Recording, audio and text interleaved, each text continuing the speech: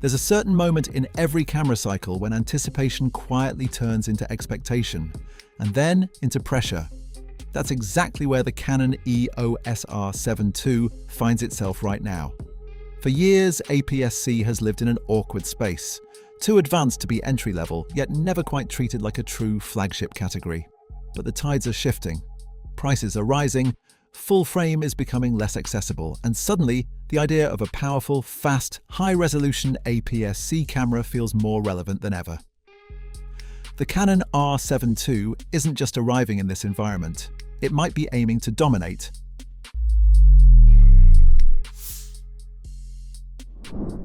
The rumored picture of the R7 II is fascinating, not because of one standout feature, but because of how everything seems to come together into something unusually ambitious for APS-C. At the center of it all is a new high-resolution sensor, hovering around the 39 megapixel mark. On paper, that already places it in rare territory for crop sensors.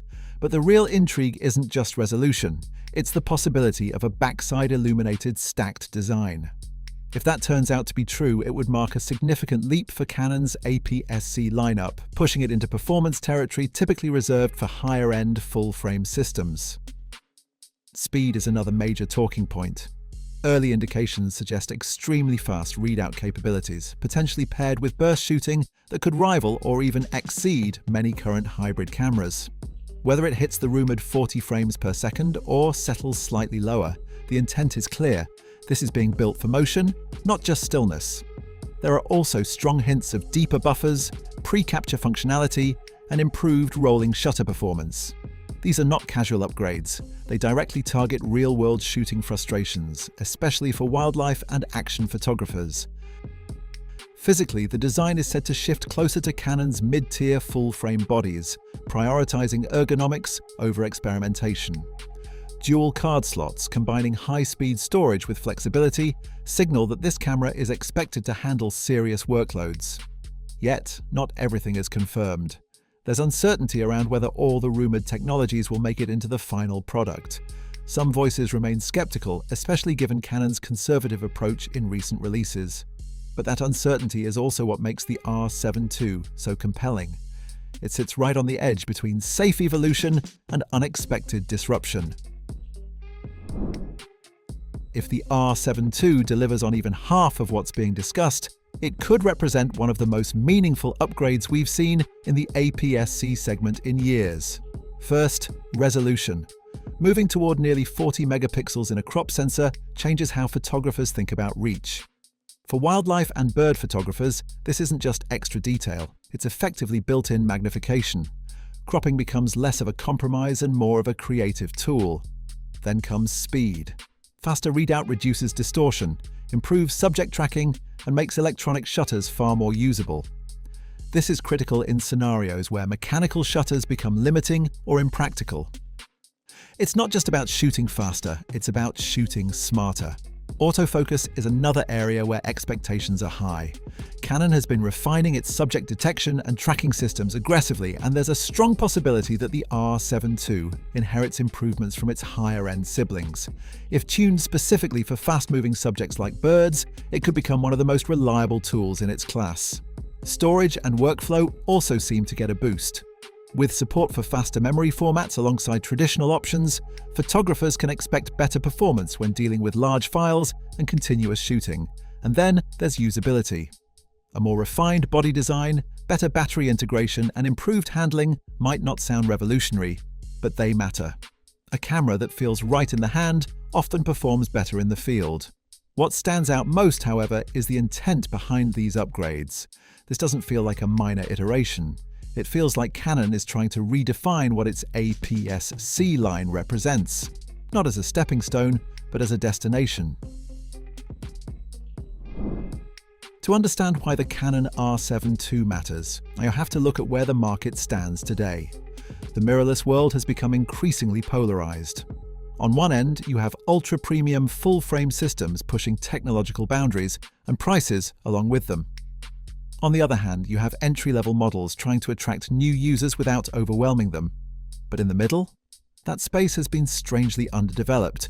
APS-C cameras should have owned this segment.